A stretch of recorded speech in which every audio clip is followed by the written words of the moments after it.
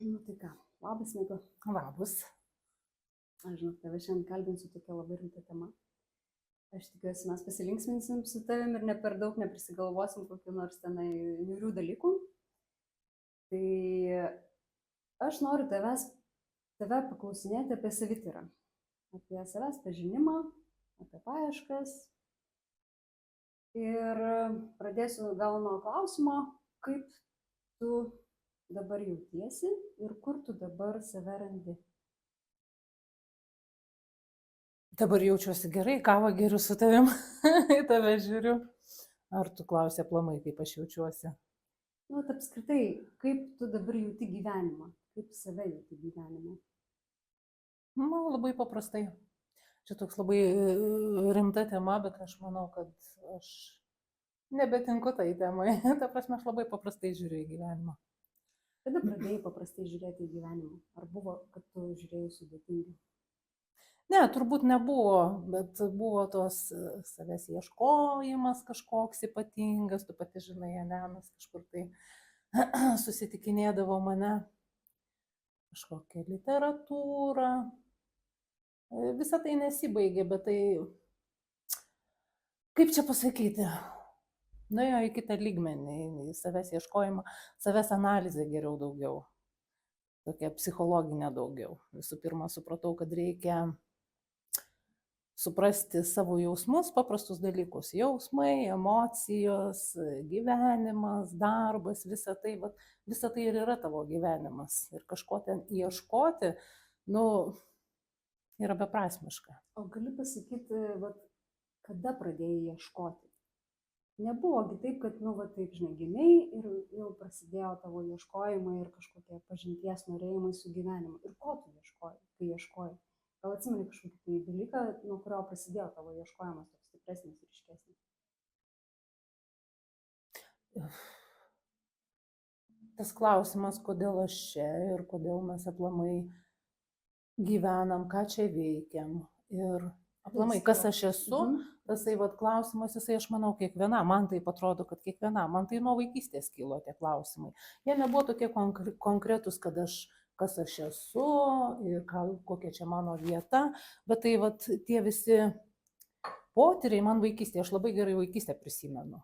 Ir tokių buvo labai įdomių potyrių, kurių jau turbūt juos per gyvenimą atseki ir po to pradedi vertinti, tada nevertinai, tiesiog juos išgyvenai ir jie buvo kažkokie visai kitokie negu po to. Gal buvo kažkokie tai įvykiai, kurie pastumėjo tiem klausimam kilti, nes žmogui, kiek aš žinau, tie klausimai, jeigu viskas gerai, nekyla. Dažniausiai jie kyla tada, kažkaip, žinok, teko susidurti, kad vis tik tas saviugda nėra tas, žinai, šilko kelias malonusis. Ir šilko kelias gal nebuvo tas malonusis, bet jeigu kalbant apie tą augimą žmogaus, žinai, dėl ko aš tave kalbinu. Aš tavyje matau dalykus, turinį, kurį aš nežinau, kiek tu norėsi kelti, bet yra turinys, kuris vertas žmonėm girdėti. Nes kaip tu sakai, kai tu tame, gal labai sunku įsivertinti, bet kai tu žiūri atgal, tai tada tu gali pasakyti, ką tu praėjai. Ir man tavo ieškojimai yra įdomus. Aš juose matau prasmę, aš tikiu, kad jie nesibaigia ir jie yra ir tu tame, ir galbūt apibūdinti tai, kas dabar yra sunkiau, bet tu gali pasidalinti tuo, kas buvo. Ir man atrodo, kažkam iš tikrųjų bus prasminga tai išgirsti, nes pagal tavo ieškojimus, ten yra turinys, aš nežinau tik tai, į ką jisai remiasi. Visą laiką yra tos kažkokios patirtis, kurios užduoda klausimą. Nes man atrodo, kai nėra tų patirčių, klausimai net nekyla. Aš tai galvoju priešingai, kad kiekvienas žmogus turi patirčių. Ir kažkaip kiekvienam kyla klausimai yra, todėl čia nuo amžinųjų laikų žmonės kelia klausimą apie Dievą, kas yra Dievas, vieni kažkaip tai ieško literatūroje, kiti eina į bažnyčią. Kiti iš vis nieko nedaro, bet aš manau, kad susimąsto, kas ten bus, sakykime, po mirties ir taip toliau. Aš tai manau, kad čia kiekvienam žmogui yra tokių, kad nebūtų ir kad gyveni tą buitinį gyvenimą ir gyveni, aš manau, tokių žmonių nėra. Man taip atrodo. O kur tu ieškoji savo Dievo? Iš pradžių bažnyčioje. Kas tave nuvedė į bažnyčią? Į bažnyčią aš pati nuėjau. Mano tėvukai nebuvo labai religingi, močiutė melsdavosi, bet į bažnyčią irgi nelabai vaikščiojo. Aš 16 metų, sakykime, kai pradėjau ten visokią literatūrą skaityti, filosofiją domėjausi, man kilo daug klausimų, aš Bibliją perskaičiau, išsinagrinėjau. Ne kiekvienas domisi filosofija ir ne kiekvienas skaito Bibliją. Nu tikrai ne kiekvienas, tu sakai, žinai, kiekvienas. Aš neskaičiau. Bet supranti, galima tie patys klausimai gali kilti ir neskaitant nei filosofijos, nei vaikščiant į bažnyčią, supranti. Tai va, aš tik tai todėl sakau. Tai va, aš pati nuėjau į bažnyčią, į Bambizų bažnyčią, vadinamą Biržų evangelikų reformatų. Pati, jo, buvau krikštyta, bet pati pasiprašiau, norėjau tą konfirmaciją, kai pas katalikus yra pirma komunija, tai pas mus yra konfirmacija, jiems 16 metų yra suteikiama, aš labai tikėjau. Bet mane labai nuvylė, ta prasme, aš neradau ten atsakymų. Neradai ten ko? Atsakymo ar Dievo, ar kažkokio pojūčio ieškojai? Taip. Tikėjau šventąją dvasią labai per konfirmaciją, iš viso aš prisimenu labai ruošiausi, mano mamos kaip tik buvo 50-metis, buvo svečių suvažiavę, man kitą dieną, sekmadienį buvo ta šventė. Aš ten nevalgiau, labai piktinausi, kad ten kažkas švenčia, valgai išgerinėja jo šitą. Buvau tokių visokių prisigalvojus, kad mane čia kitą dieną tikrai aplankė šventoji dvasia, aš viską suvoksiu ir tikrai labai, bet praėjo šventė ir niekas nepasikeitė. Ką norėjai suvokti? Ar atsimeni, suvokti? Norėjau patirti va tą Dievo buvimą turbūt. Jo egzistavimą šalia. Taip. Ir Dievas man aiškiai labai parodė turbūt, kad jisai yra va ir toj šventėje, ir toj kasdienybėje turbūt. Kada tu tą supratai, kad jis tavo aiškiai parodė? Turbūt aš žymiai vėliau tą supratau. Nes mes visi ieškom kažko ypatingų, kažkokių ypatingų patirčių, kažkokių. Iš principo tai toks egoistinis ieškojimas, ne kažko ypatingo. Neskubėkim. Nu, va, ar tavo gyvenime tų ypatingų patirčių buvo? Buvo. Gali pasidalinti, kokios buvo ypatingos patirtys?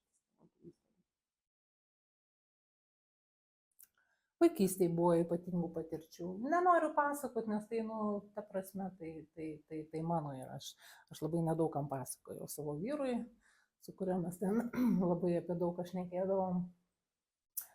Dar gal vienam kitam žmogui. Tai po to gyvenimiškos patirtis. Jeigu tu išgyveni gyvenimą labai jautriai, ta prasme, iš tikro gyvendamas, tu kiekvienoje smulkmenoje gali išgyventi tą katarsi, tą buvimą. Nu, tu dabar kaip ir rezumuoji. Aš suprantu, kad tau norisi rezumuoti, bet jeigu taip apie tą patį kelią, ne? Ir koks jis buvo? Kur tu jo ieškojai? Ką suradai pakeliui? Ar negali nuvertinti, kad jis buvo beprasmis, bereikšmis, nereikalingas, galbūt pasidalink šiek tiek ir galbūt net ne pačiu kažkokiu įvykiu, bet kas tame kelyje buvo tie stebuklai, kurie tau vis patvirtindamo, kad tu kažką supranti, kažką suvoki, kad tu kažką atrandi. Tu konkrečius įvykius reikia paminėti, kaip tu... Nu, gali papasakoti tiesiog jauseną, žinai, gal, arba kažko, ko norisi pasidalinti, ko gali pasidalinti.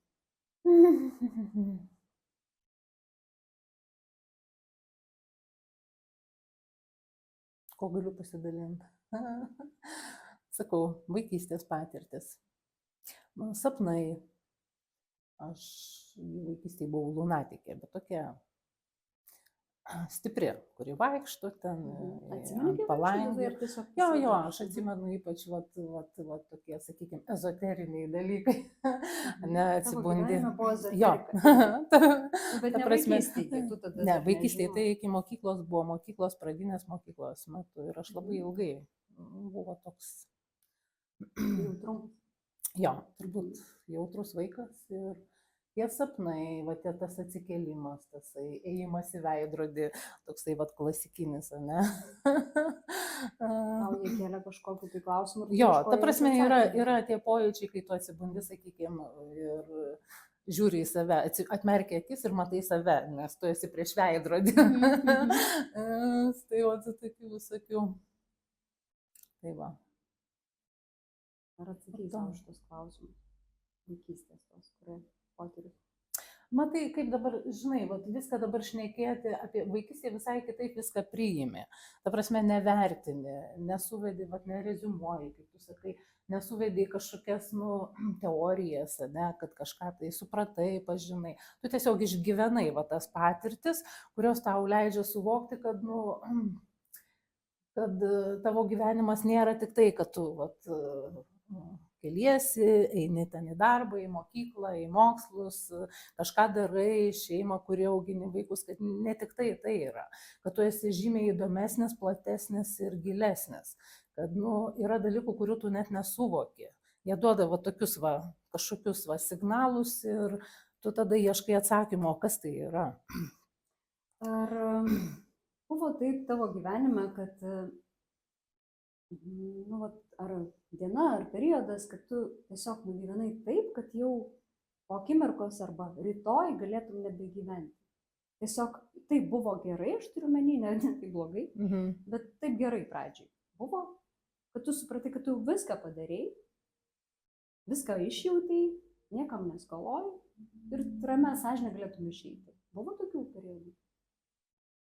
Toks labai, žinai, kaip sakoma, suktas klausimas. Šitą,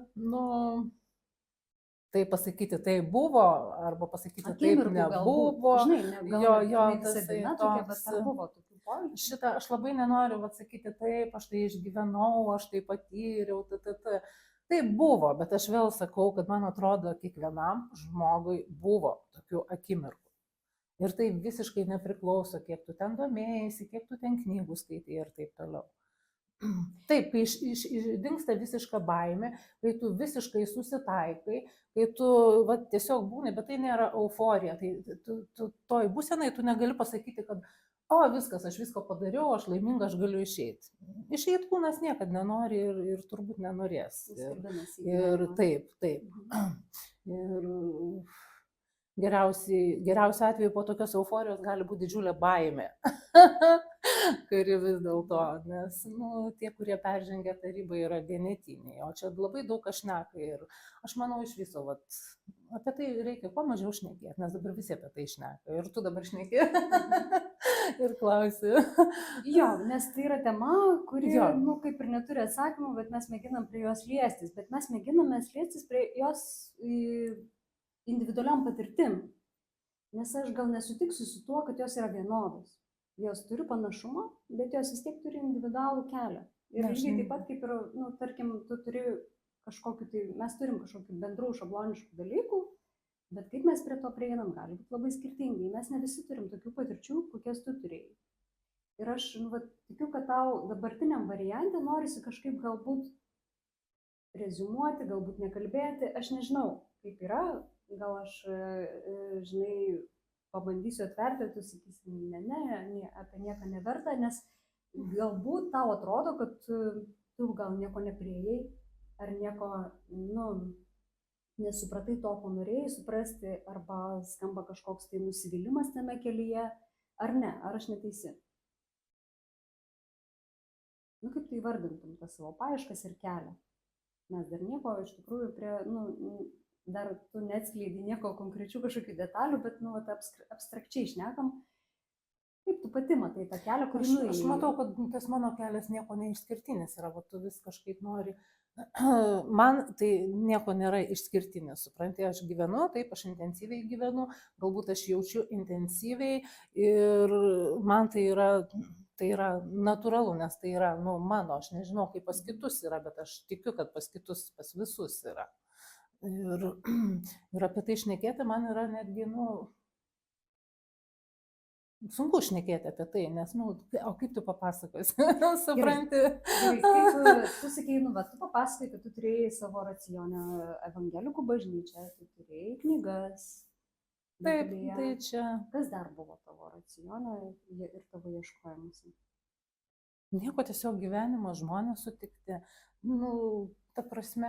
Iš ko tu mokėsi, kas tau darė įspūdį, kur tu ieškojai dar savęs? aš, kaip daugelis ten vaikšto iš vienos ten, sakykime, pakraipos į kitą, iš vienos religijos į kitą, arba ten dabar pilna tų visokių ezoterinių, mes kartu dalyvavom, ne, vienoje, nežinau, čia gal net neminėti vardų ir pavardžių, ne tai, kad ezoterinių, bet mokytojų labai daug, tų dvasinių mokytojų visokių. Tikrai yra dabar pilnas internetas, daugybė visokių susitikimų, satsangų. Taip, tu domiesi, yra vaikas, bet tu perini, tu kažkaip pasiimi, kažką ir eini toliau, ta prasme, Kur eini toliau tada? Kaip tu pavadini? Eini toliau, tai gyveni, ta prasme, toliau gyveni paprastą gyvenimą, tasai niekur nedingsta, jis visada su tavim, tas klausimas, kas aš, ir kas yra Dievas, čia jisai amžinas klausimas, aš manau, mes su juo ir numirsim. Ar galima jį atsakyti, kas nors atsakė, kas nors apibūdino? Ar tu, kai ieškojai, kažkur kitose autoritetuose, kitose žmonėse, ar tu jautėsi tada nutolusi nuo tos paieškos tikrosios, kurios tu ieškojai ir daugiau matau, kad atramos taškų atsirado savyje? Ne, yra žmonių, buvo visada turbūt žmonių, yra žmonių, kurie gali perduoti, tai ko tu dabar iš manęs nori išklausti, tie, kurie turi geba žodžiu, sakykime, perduoti. Nors vėlgi tasai šnekėjimas apie tai visada yra bergždžias, jisai toks yra, nelogiškas, toks, nėra apie ką šnekėti iš tikro. Tu susitinki, tu kažką žinai, aš tave šiek tiek žinau, tu mane kažkiek žinai, mes žinom ir tas kalbėjimas yra toks be žodžių, dabar interviu, reikia kažką pasakyti, aš taip kaip mokinukė jaučiuosi ir blogai atsakinėju, kaip tu man parašysi. Tai tasai taip, yra žmonių, yra autoritetų, sakykime, yra knygos, kurias skaitai, prisimeni karts nuo karto, sugrąžina tave. Į ką? Jautiesi sugrąžinama. Į ką labai sunku atsakyti, į save. Į save. Tai reiškia, tai, ką tu ieškai išoriniuose kažkokiuose dalykuose, tave sugrąžina į tave. Taip. Kas tau buvo tas kertinis taškas, kai tu pamatai, kad nėra kur išorėje ieškoti. Visą tai, ko mes ieškom, yra mumise. Taip. Kada tau tai nutiko ir ar gali pasakyti? Negaliu pasakyti tiksliai. Taip, man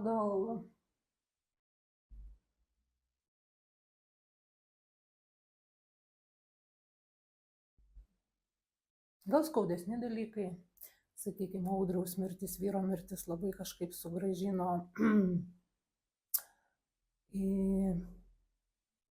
tavo mirties išgyvenimas tasai, kad tame ieškojime irgi yra labai daug žaidimo, supranti. Tu pamatai, kad reikia pasidalinti, ne kiekvienas mes išgyvenam tokias istorijas, tikrai ne kiekvienas. Ir, kalbėti iš išorės yra viena, kalbėti iš vidaus yra kita.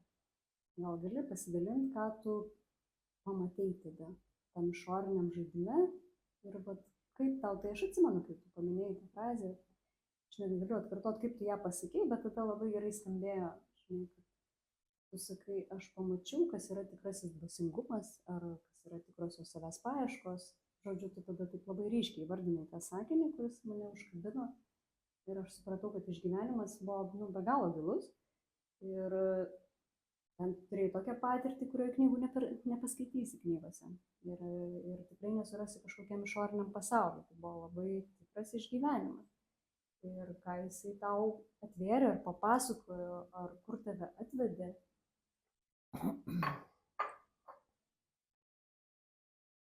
Supranti, visos bendruomenės, sakykime, jeigu tu vaikštai bendruomenės, kažkokias, į susitikimus, klausaisi autoritetų, visada yra kito žmogaus kažkoksai perdavimas, kažkokios informacijos, kažkokių potyrių, o pas tave vėlgi vyksta tavo gyvenimas. Ir kuo tu daugiau vaikštai, aš pastebėjau, tuo daugiau tu nueini nuo to savo tikrojo aš.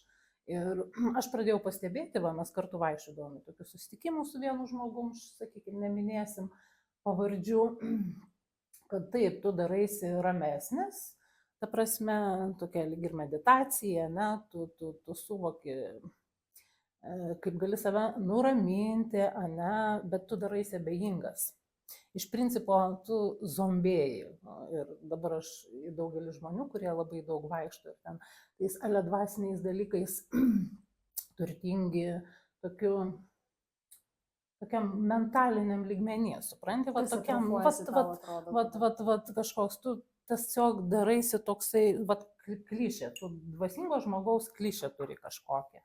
Va, kad aš kažką suprantu, aš kuo toliau gyvenu, aš tuo mažiau suprantu, supranti kažką, aš tik tai išgyvenu ir tie išgyvenimai, jeigu tu tikrai juos išgyveni, jie tavyje kažką keičia. Ir tai vyksta pastoviai kažkokia transformacija. Ir to taško tokio, kad aš tą dieną tą supratau. Taip, sakykime, Audriaus mirtis man labai artimo žmogaus, labai artimo žmogaus mirtis, taip, paliko pėdsaką. Bet irgi buvo tasai, tas šleifas dar dvasingumo. Aš, pavyzdžiui, po vyro mirties iš tikro pravirkau tik tai po metų. Ta prasme, ir aš supratau, kad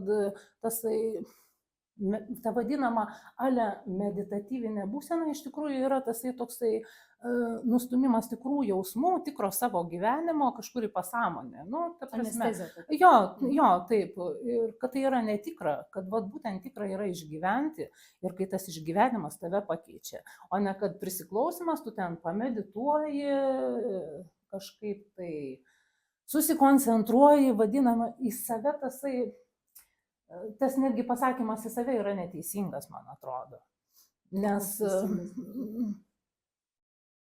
tu esi ir tai, ką tu jauti, ir tai, ką tu galvoji, ir tai, ką tu darai, tu viskas esi. Ir tasai atskirimas to sugrįžti į save. O kaip sugrįžti į save? Aš dabar nesavyje esu, supranti, jeigu kalbu su tavimi, ne? Ta sugrįžti į save, tik ta meditatyvinė ta būsena, kai tu tyli, ne? Ne, tai tą būseną reikia ne tai, kad reikia pasiekti, bet tu turi suvokti, kad tu kiekvieną dieną, kiekvieną minutę esi savy. Niekur tu nedingai ir tu dabar savy esi, tu neišėjai kažkur pasivaikščioti. Jo. Ir nieko neslopinti. Ir dažnu atveju tasai dvasingumas yra kažkokių dalykų slopinimas. Tu kažką nuslopini, taikus, meditatyvus pasidarai, kažkoks vaikštai toks, iš tikrųjų toks užzombintas. Ar kai tu tai suvoki, tau pasidarė geriau? Ta prasme, aš nebuvau labai toli nuo to nuėjus. Aš tiesiog taip, visada yra gerai pabūti vienaje, ne, aš labai mėgstu, pavyzdžiui, vieną pabūti. Ne todėl, kad ten man reikia, aš niekada nemedituoju. Aš iš tikro, netgi kai vaikščiodavau tos dvasinius būrelius, aš niekada nemedituodavau taip specialiai. Man tiesiog gaudavosi. Gaunasi tasai nutilimas, patylėjimas, su savim pabuvimas. Nesigauna, tai nesigauna. Niekada nedariau specialiai. Ir aš aplamai labai nemėgstu daryti specialiai nieko. Tai va, čia yra tasai, tik tai tu pastebi, kad tau to viso nereikia. Tai jeigu taip sakyti, savęs paieškos. Ar tada pasidaro ramiau kažkaip, kad tu nesivaikai, kažko neieškai? Tu tiesiog to dvasingumo, savęs ieškojimo neatskiri nuo gyvenimo. Tas visada yra ir vyksta ir bus su tavim. Ta prasme, jisai nėra kaip atskiras dalykas. Va. Ir tu negali pasakyti, kada tai tau, tu gimėjai ir viskas, ir tau prasideda šitas filmas ir tu turi jame dalyvauti, aiškinti savo vaidmenį, ne? Suprasti, ką tu vaidini, ką tu veiki ir dėl ko visa tai vyksta. Ir kiekvienam tai yra turbūt skirtingas tasai suvokimas. Ar tave dar kažkas tai stebina iš tikrųjų šitam gyvenime? Ar turi tokių aštresnių nuostabų, su kuriam susiduri? Ne, taip imti ir pasakyti, ne, manęs jau niekas nebestebina šitam gyvenime. Šitą ne, aišku, gyvenimas stebina, aš manau, mes... Taip stipriai, aš nesakau, kad čia, žinai, tu nesistebi nieko, bet, taip, žinai, wow, kažkaip dar šitą. Ne, patoso mano gyvenime nėra. Bet dabar periodas, kai grįžta jausmai, aš juos buvau nuslopinus. Aš tikrai buvau nuslopinus ir tai, ką mes vadinam gal čia dvasingumu, tai buvo tiesiog jausmų nuslopinimas. Ir aš matau pas daug, kad taip yra. Tai va, aš iš naujo pradedu jausti. Ir tas jausmų spektras yra platus? Taip, Ir vat, ar tau nebaisu, nu, tarkim, kad, žinai, mes tai pavadinom anestezinę piliulę, bet ar tau nebaisu, kad vat, žmogus tada su tais jausmų spektrais labai plačiai išeina ir jis jų tiesiog nebekontroliuoja, jie kontroliuoja jį patį. Nu, žinai, čia ta psichika arti atsiranda labai, ar, nu, bet tau atrodo, kad kitos ribos neateina, tada arčiau kažkur. Man ne, bet taip, psichikos sutrikimų dabar labai daug yra, kaip nekeista, labai platus tas diapazonas gydytis, pasirinkti, dvasingas knygas skaityti, ne, visokių daugybė priemonių yra, o vis daugiau žmonių nesusitvarko su savo emocijom, jo, čia tas yra faktas. Kodėl? Reikia klausti, kodėl. Ir kas tada būtų priemonė tada tokiu atveju, ar ištyrinėti, žinai, slopinimas yra vienas kritinis ar ne taškas, o atsivėrimas ir leidimas savo yra kitas kritinis taškas. Tai, vat, žinai, kyla tada klausimas, kur tas balansas, ir kaip mes save jaučiam, ir kaip mes save pažįstam. Ir gerai, tu dabar sakai, tu tyrinėjai save per tas emocijas, kurių galbūt savo neleidai. Aš specialiai nesakiau, kad, žinai, aš neleidžiu savo jausti. Tiesiog aš nesąmoningai, turbūt tas, kaip ir pas daug ką nukeliauja kažkur tai, ne, pasąmonė kažkur tai. Ne, ir niekur nedirmsta, auga su kilogramais, su dar kažkuo. Nu, ta prasme, nu, viskas susiję yra. Ta prasme, ar galėtum įvardinti, kad, nu, va, tu dabar gerai jautiesi? Aš tau kaip ir pasakoju, aš dabar daug dirbu, aš pavargstu, aš nesakau, kad fiziškai aš gerai, ne, fiziškai aš nesijaučiu gerai.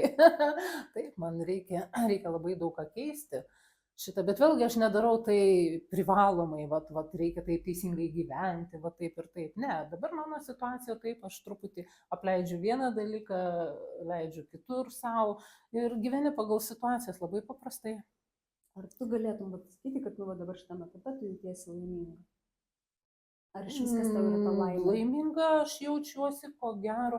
Vėlgi, čia vėlgi, supranti, labai sunku susišnekėti, kai aš po laimę, vat, aš jaučiuosi laiminga, vieną dalyką įsivaizduoju, tu supranti visai ką kitą, žinai, ir, ta prasme, man laimė nėra kažkokia patosinė būsena, kad kažkokia. Laimė man tai yra, nu, aplamai, kiekvieną dieną va, gyventi ir jausti, tai yra labai paprasta kasdieniška, sakykime. Nu, mes nekalbam apie džiaugsmą, mes kalbam apie tą komfortišką, gerą pojūtį. Nu, tarkim, aš kalbu apie jį, gal ir tu kalbė, tai nežinau. Tai jeigu ar tu galėtum apibūdinti, kad va, tai yra va, tai, kaip dabar nėra ko siekti, tai yra tavo komfortas. Ar yra ko siekti? Ir kas tas būtų siekimas tada tokiu? Aš manau, kad siekti visada kiekvienam žmogui yra ko. Ir tai yra toksai progresas, jis negali sustoti. Nu, jeigu jisai sustos, tai tu, nu, arba tu nušvytęs sėdi po medžiu, arba tu miršti. Nu, taip. Ko tavo akimis tau norėtų susiekti? Man labai paprasta, aš žinau, man reikia buitį susitvarkyti. Man virš 50 metų pas mane buitis nesutvarkyta, ta prasme. Man vėl tos pačios problemos. Išgyventi. Ne tai, kad išgyventi, aš dirbu, aš daug dirbu, aš išgyvenu, bet ta prasme, nu, aš susijusi, aš dar 2 dukras studentės turiu šitą. Taip, tai yra tasai paprastas materialus gyvenimas, kuriame irgi yra, va, tų stebuklų, jisai stebina, dar mane jisai stebina. Tarkim, tu statistiškai pragyvenai pusę savo gyvenimo. Nu, statistiškai, ar ne? Kaip tu galėtum jį apibūdinti tą pusę?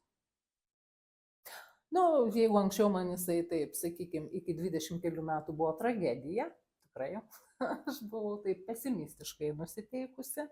Aš labai gerai prisimenu vaikystę, bet aš nebuvau tas vaikas ten apsuptas meilės, globos, aš principą augau prie ežero, nėjau į darželį, nes turėjau labai sunkią plaučių lygą ir, ta prasme, ir va tasai prie ežero buvimas man jis iki šiol, aš kai grįžtu į tėviškę prie tą ežero nueinu, tai man ten yra, nu, mano pasaulis. Tai va, aš ten ir suvokiau labai daug. Negaliu pasakyti, va, žinai, suvokiau tą ir tą prie to ežero, bet man tai labai daug davė, va, ta gamta ir buvimas viena, buvo kažkokia priežiūra. Aš net plaukti viena išmokau, ne tai kaip dabar, žinai, vaikai ten bijo paleisti į parduotuvę nueiti. Tai va, aš va, tos potį, va, pavyzdžiui, prisimenu puikiai tą, kai pati išmokau plaukti ir atsiguliau ant vandens ant nugaros. niekas manęs neprižiūri, o aš dar į mokyklą nejau, supranti, toks neįsivaizduojamas dalykas, o ne vaikų teisės. Ir aš žiūriu į dangų ir vat, nu, tu vat, tavo begalybę jauti. Ir vat, tas begalybės jutimas, vat, tas pojūtis lydi mane visą gyvenimą. Supranti, kad, nu, tai... Nu, žiūrėk, Mykla, kiek mes atrandam individualumą. Tavo pokalbė viskas visi, bet žiūrėk, kiek tavęs čia yra. Ne kiekvienas turi plaučių ligą, dėl kurios ne kiekvienas turi arba jaučia, arba identifikuoja, kad jis turėjo nelaimingą vaikystę. Ne kiekvienas turėjo ežerą, kuriame galėjo vienas pats plaukioti, ne kiekvienas.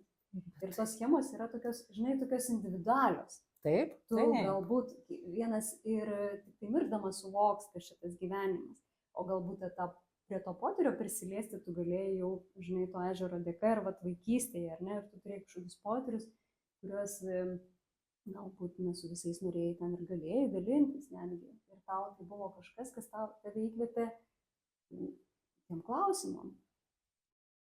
Tai yra kažkas daugiau. Bet tai visi turi tą vaikystę. Gerai, neturėjau ežero, turėjau upelį, gatvę, asfaltą. Tai jo, kiekvienas dalykas, nu, tai yra tavo gyvenimo dalis, supranti. Gerai. Kaimynas, piktas ar ten linksmas. Gerai. Nu, gerai, jo. Nu, tarkim, žmonės, kaip tu su jais sąveikauji dabar, kaip tu juos jauti, kas tavo žmonės yra?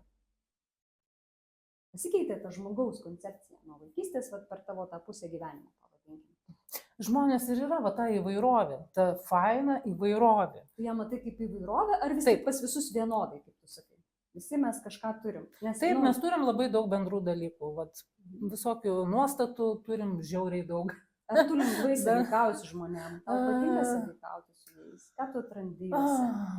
Man labai patinka būti vienai, čia faktas yra, ta prasme, bet man žiauriai patinka stebėti žmonės. Stebėti. Jo, ir tasai žaidimas vaikystėje, kadangi aš gimiau, augau Biržuose, mes apsipirkti važinėdavom dažnai į Latviją, ten Skaiskalnį, jeigu jau ten rimčiau apsipirkti, pavyzdžiui, man dviračio su tėvuku važiavom į Rygą pirkti, ta prasme, į Rygą važiuodavom ir va, kai nuvažiuodavom, aš prisimenu tokį žaidimą su tėvuku į Rygą, kai nuvažiuodavom labai anksti su pirmo autobusu, dar neatsidarydavo parduotuvės, dar viskas uždaryta, sėdim kur nors senamiestį, tėvas rūko.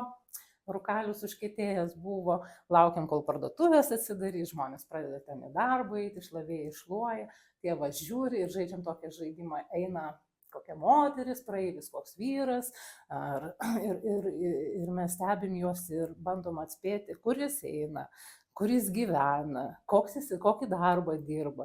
Ir va tas žaidimas man visą gyvenimą, aš pastebiu žmogų ir man labai įdomu. Ir dabar taip darai? Jo, ir netgi kai fotografuoju portretus, kodėl labai mėgstu, jo, kai fotografuoju, po fotografavimo mes labai su klientais labai dažnai būna, kad užsisėdim, žiūrim tas nuotraukas ir žmonės ten, aš nemačiau, aš savęs tokios irgi nepažinau, portretas irgi, jo, išlenda visokie dalykai, kurių tu galbūt nepamatai. Save veidrodį žiūrėti vieną, o į portretą vėlgi žiūrėti yra kitaip. Ir pradedi visai analizuoti ir netgi aš niekad žmonių neklausiu prieš fotografavimą, kokia specialybė, kur dirba, kas toks, man iš viso geriau nežinot. Nes, po to iš karto tokie niuansai, kaip čia elgtis su tuo žmogum, taip ir taip, kaip iš čia reaguos, labai nemėgstu šitų dalykų, niekad nežiūriu, koks klientas, tik tai po to, jeigu pasipasakoja, arba jeigu jau žymus žmogus, kurį pažįsta visi. Tai žiūri tas nuotraukas, tos portretus aptarinėjai ir jau gali tą vaizdą matant nuspėti profesiją netgi. Tai tas žaidimas toks labai įdomus ir dažnu atveju jisai pasitvirtina. Bet ne kiekvienas žaidžia irgi. Aš norėjau sakyti, kad dažnai tu turi fotografiją. Fotografijos dėka tu gali stebėti žmonės, pratęsti tą savo žaidimą ir identifikuoti ir vis tik žmogus tavo gyvenime yra svarbus objektas, kad tu jį stebi kaip ir iš šono, galbūt tau tos sąveikos netiek. Taip, tai labai įdomu, jo, ir aš manau, kad gyvenimas visada sudėlioja ten, kur tu turi būti. Ir kartais nuklysti, prisigalvojęs, kad yra ir gali būti kitaip. Aš manau, kad gyvenimas visada sudėlioja, aš ir vaikams sakau. Nebus taip, kaip planuoji, bus taip, kaip gyvenimas suplanuos. Bet tai irgi nėra blogai. Ar fotografija buvo gyvenimas suplanavo pas tave? jinai atsirado? Gyvenimą suplanavo. Jo. Gyvenimas. Kaip senai jinai atsirado ir kaip jinai atsirado pas tave gyvenime fotografija? Čia jau ta sena istorija, neįstojau į lietuvių kalbą, į universitetą Vilniaus stojau. Iš pradžių nuėjau į vieną proftechninę, kitais metais stojau vėl neįstojau ir nuėjau į kitą O proftechninę. proftechniniai kas ten? Kokia Šitą. buvo Tai va, į specialybė? fotografiją nuėjau. Proftechninė fotografija. Mhm. Aš netgi dar prieš tai dar sekretorijos mokslus baigiau. Mhm. Tai mokslų tavo gyvenime Tai buvo jo, pakankamai. pas mane jo, aukštasis proftechninis išsilavinimas. O kodėl fotografija? Nežinai tada, kodėl rinkaisi ją pati ieškojai? Tiesiog visur jau buvo uždaryti priėmimai. Irgi gyvenimas pasirūpino, kad nebuvo uždaryta. Jo, o ten stojo viena mano pažįstama gera ir sako, žinok, dar atrodo lyg ir priima. Bet reikia kažką, sugalvot, kad tave tikrai priimtų. Tuo metu ir proftechninė reikėdavo, kažkokios, neužtekdavo vien mokyklos baigimo atestato vis tiek. Ir aš nuėjus pasakiau, kad aš iš viso nieko nežinojau apie fotografiją, apie fotoaparatus tuo labiau. Aš išsiaiškinau, kad čia jau labai geras, jau toksai krūtas. Nikon yra aparatas, tai čia buvo 91 ar 2 metai. Ja. Jo. Čia tokių visokių pavadinimų, bet dar nelabai žinojau. Ir pasakiau, kad aš jį turiu, o iš tikrųjų neturėjau. Ir dėl to tu įstojai? Ta prasme, mane priėmė.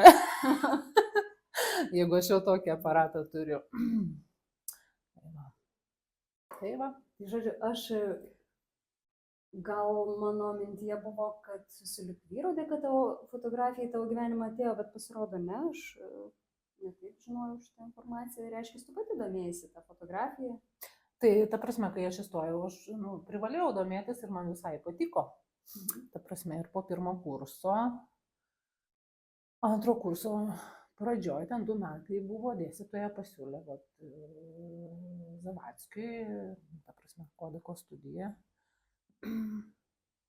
mane darbui. Tave dėstytoja pasiūlė darbui? Taip, nes buvo nauja studija atsidariusi, ta prasme, dėstytoja buvo tokia, kad jinai visko domėjosi, jai buvo įdomu. Man kaip tik, kaip ir visiems turbūt studentams, reikėjo kažkokių papildomų kapeikų. Taip. Ir aš neblogai dirbau, tos pačius portretus jau po metų dariau visai neblogai. Tai va. Ar buvo taip, kad, žinai, kai pradedi fotografuoti komerciškai, nutolsta nuo tavęs pati ta fotografija, tavo kasdienybėje lieka mažiau, lieka tik darbas? Žinai, kaip aš turbūt tik tai komerciją ir užsiiminėjau. Taip, tie menai, aš nebuvau tokia, kad nusprendžiau būti menininkė. Žinai, žmonės nešiojasi su savim visur tą fotoaparatą, kaip dabar telefoną. Ir tiesiog... Ne, tai yra kaip hobis, fotografuoja, tai, bet čia yra vienas dalykas yra meninė fotografija, kitas dalykas yra komercinė fotografija, trečias dalykas yra hobi. Kartais tikrai žmonės, kurie jiems patinka fotografuoti, padaro daug gražių dalykų. Kas užsiima grinai meninę fotografiją, tai taip, jie nusiteikia, jie daro menus, taip, turi kažkokias idėjas, ieško laiko, apšvietimo ir taip toliau. O aš atėjau principai į komercinę fotografiją, iš karto pas Audrių dirbti toje studijoje. Ir iš čia jūsų gyvenimo istorija. Taip. Tu minėjai apie lietuvių kalbą, kurią neįstojai. Galvoju, čia buvo veltui ar ne? Ne, tai turbūt man kažkaip gyvenimas palinko geresnį variantą, aš dabar galvoju, o gal ir negeresnį, ką žinau. Žinai, aš norėjau dar stoti religijotyrą Kaune, bet supranti, aš ten, tai buvo 1 metai, man atrodo, kai religijotyros studijas rinko. Tai buvo 91 ar 2 metais, dabar jau nepasakysiu, kuriais tiksliai šitą, tai jeigu aš 90 baigiau, nesvarbu, čia nesmė. Bet aš nuvažiavau į Kauną, prie Vytauto Didžiojo pasėdėjau, surūkiau cigaretę ir nusprendžiau, kad aš neverta, nors aš buvau skaičiau filosofus, aš buvau Bibliją perskaičius jo, kad aš neverta. Bet aš galvoju, va, tasai, kad va, čia vėlgi va, susidurėm su tuo, kaip, žinai, įtaką daro kiti žmonės, ne? Ir kaip kartais neblogai, ta prasme, neblogą įtaką, nebūtinai blogą, bet vis tiek mes pasijungiam tą įtakai. Man patiko rašyti, taip, aš nesakau, patiko man rašinėlius mokykloje rašyti, bet aš knygas ne visas skaitydavau, aš klaidų darydavau ir dabar darau turbūt klaidų. Bet man sekėsi lietuvių kalba ir literatūra, sakykime taip, ir visi jau planavo, kad aš jau būsiu čia rašytoja, gerai rašau, ir va tą nuteikė, man sekasi, ta prasme, aš turiu 5 tų metų vertinimų, ir aš, o kur aš stosiu į lietuvių kalbą, o viduje taip, aš domėjausi biškai kitais dalykais, bet jaučiausi neverta. Ir kažkai būtų, jeigu aš būčiau išdrįsus nunešti tuos dokumentus. O dabar, atmetus visus tos, žinai, visuotinius šablonus ir kitų mintis ir įtakas, rašymas dabar, gal jis turi kitą kriterijų, gal tu dabar visai kitaip pažiūrėtum į tą rašymą. Ir tai būna žmogus tiesiog nelaiku, jam būna žinutė apie tai, kas galbūt jam tiktų. Aš nežinau, kaip tu rašai statistiškai daug geriau negu daugelis kitų rašo turbūt. Ir jeigu tu rašytum, visą laiką atsirastų skaitytojas, kuris tai skaito ir aš tau tai sakiau. Ir jeigu, ta prasme, dabar pažiūrėjusi tą rašymą, kokiais kriterijais tu vadovautumės, kodėl, ar čia liko tas pats dar iš tos atgarsis, kad tu kažko neverta, ar vis tik dabar jau galėtum kitaip į rašymą žiūrėti, arba į temas, kurias tu rašytum. Ar čia vėlgi kažkokie aukšti labai standartai užsikėlė pas tave, kad tu... Ne, standartai, bet kuriuo atveju kažkokie standartai turi būti. Tiek fotografijoje tu turi mokėti, matyti kadrą, komponuoti, apšvietimą jausti ir taip toliau. Su rašymu irgi, ta prasme, jeigu tau sekasi nebūtinai, ta prasme, tu čia gali būti super rašytojas. Mano tas rašymas yra emocinis, aš matau, jisai nėra, aš niekada neplanuoju. Va tiesiog, visiškai neplanuoju, man jis visiškai spontaniškas. Užtat tikrai tai yra kaifas, tai yra geras išgyvenimas, tai yra tasai toksai, kaip tu susitinki, su Dievu, meditacija, kažkoks tasai toksai, tu prasiplėti. Tau tiesiog nereikia galvoti.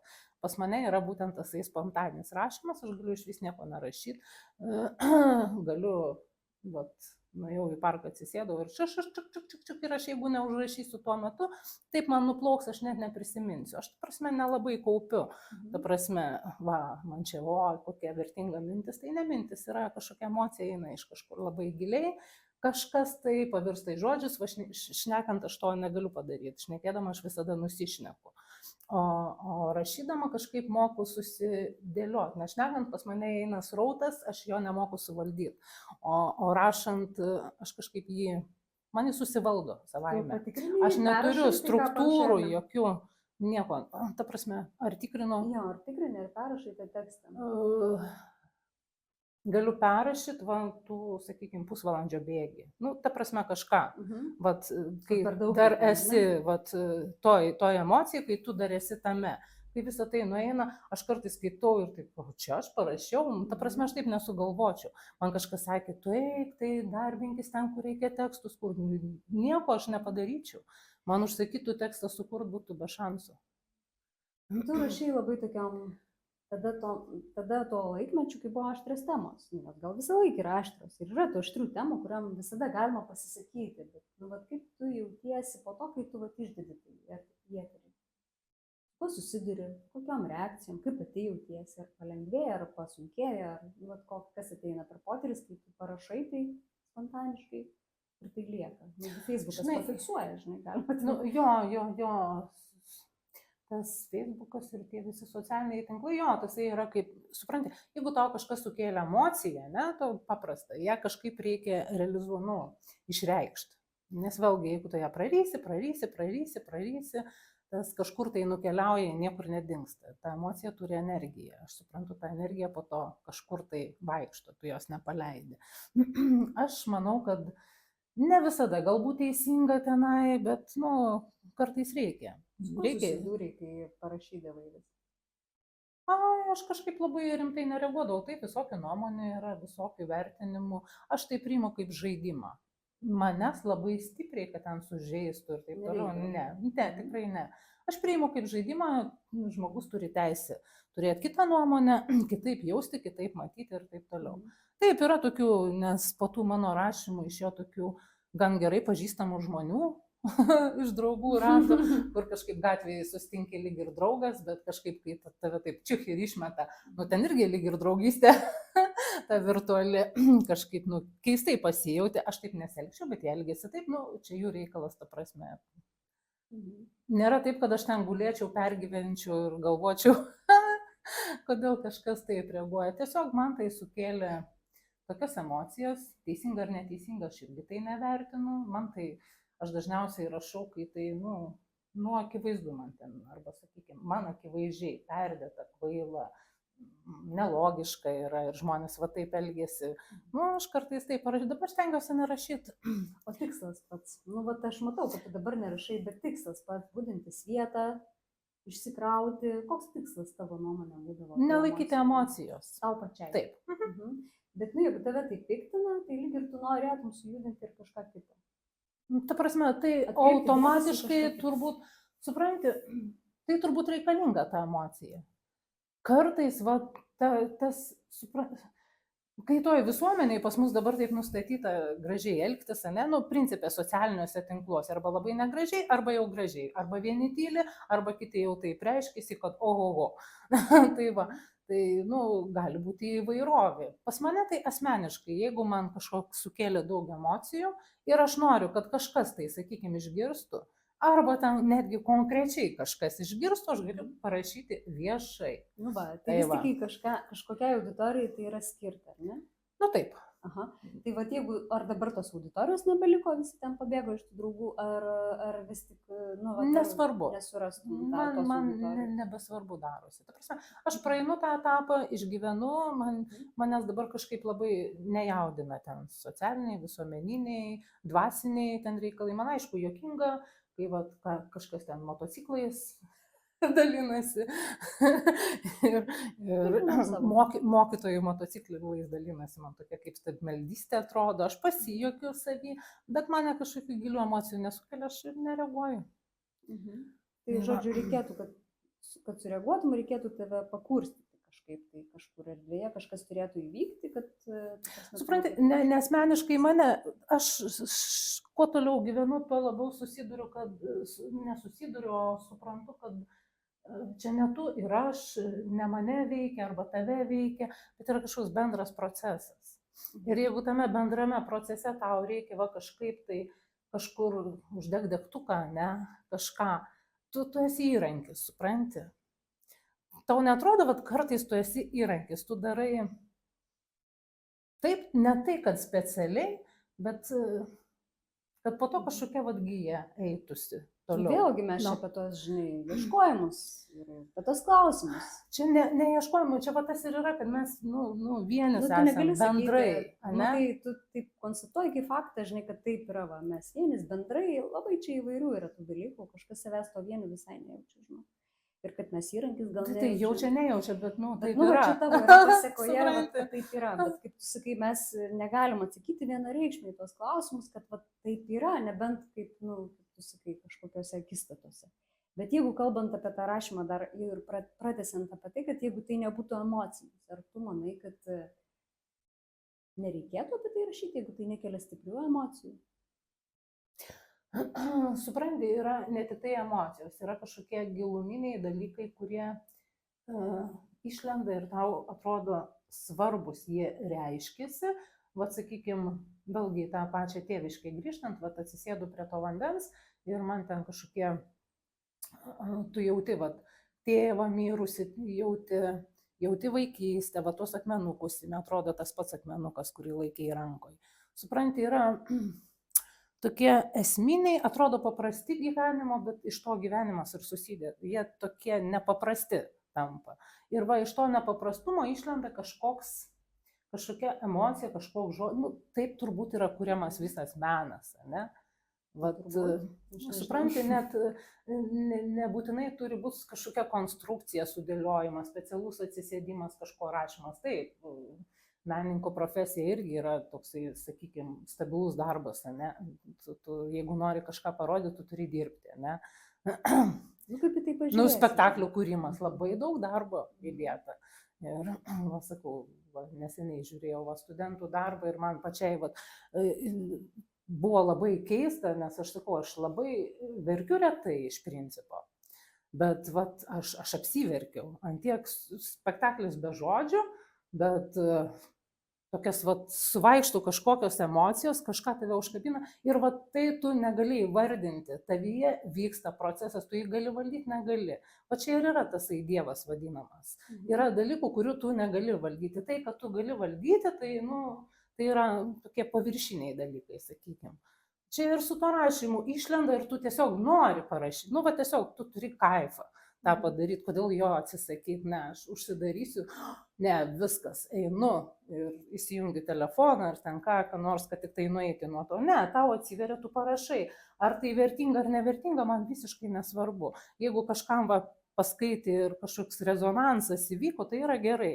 O kaip ir su tuo studentų darbu, aš, nu, tikrai įvyko kažkoks rezonansas, nors spektaklis ten, sakykime, apie jaunimą, ne, atseit jų problemas, bet vadinasi, kažkas tavyje yra irgi, tu šitas, tu net ne galva, ne mintim suvoki.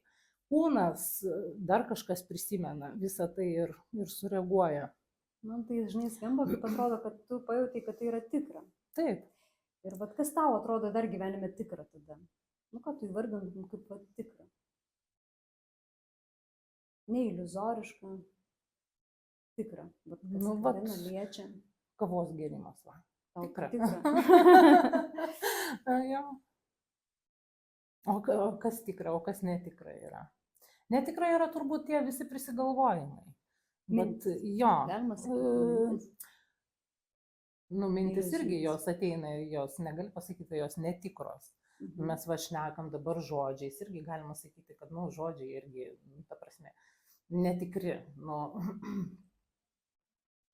tas turbūt nuostatų ir įsitikinimų tasai nebuvimas yra tikra.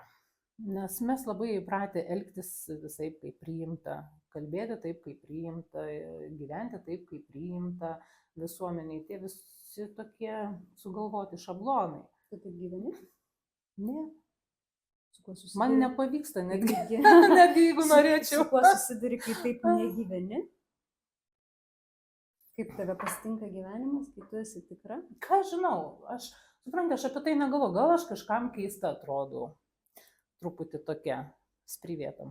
Nu va, o tu sakai, visi tokie patys.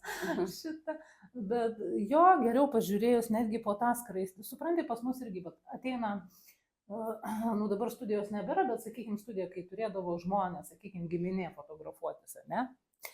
Sustatai ten, kad gražiai atrodytų ir tu, va tai kaip jie visi stengiasi atrodyti, pasitempti, draugauti ir po to matai, kai jie išeidinėja, daug kas nedraugauja, o ten vyksta pykčiai ir taip toliau. Tai va tasai išeidinėjimas, sakykime, yra tikresnis negu ta fotografija. Va, aišku, mes gražiai padarom, nes mums toks poreikis yra, va, tokia va kaina yra tos komercinės. Ar negalvoji, kad tu pataikauji tą iliuziją netikrai, tada tokiu atveju, kai statai tą statytinį portretą? Bet tai, supranti, nu tai visas vietas pataikauja, vadinasi, žinai.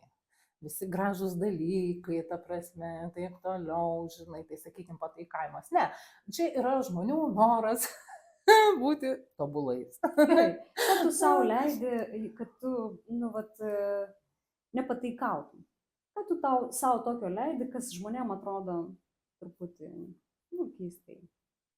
Nu, aš netitinku standartų, jau į mane pažiūrėjęs netitinku standartų. Gyvenu taip, kaip man sekasi ir viskas, kaip nestandartai. Ką tu savo leidi tokio, kad, nu, vat, kiti neleidžia? Nu, leidžiu pasakyti, kas man, sakykim, šovė. Žodžio laisvė. Na, tai žodžio laisvė. Tai ne visur gali būti užblokuota, jeigu ten, nu, kažkur žmogui. Suprantate, aš negalvoju, ar aš leisiu ar neleisiu. Aš tiesiog pasakau, kartais matau, kad galbūt nereikėjo, bet tai būna, kaip sakoma, per vėlu. Tai šitą tai... Gailiesi? Ne, nesigailiu. Tai, nu tai jeigu tu kiekvieną dieną vadinasi gailėsi dėl krūvą dalykų. Ne. Na, tiesiog galėjo būti kitaip, yra taip. Pas Norėtum mane save tokia. patobulinti kažkaip. Jo. Kažkuriuose vietose tau atrodytų, kad yra kur pasitobulinti. Oi, kaip yra iš tik. Nori pataikauti kažkokiai iliuzijai, reiškia, savo tikrai. Tu dabar ir leidi savo būti savimi. Tau tai netinka. Šitą. Jo, tai va čia va tasai pagrindinis yra dalykas gyvenime, žinai, susitaikyti su tuo, kokia esi, be savo tų visų tobulumų. Tai va, čia toksai siekis yra visiškai taip, norisi, aišku, patobulinti. O kam?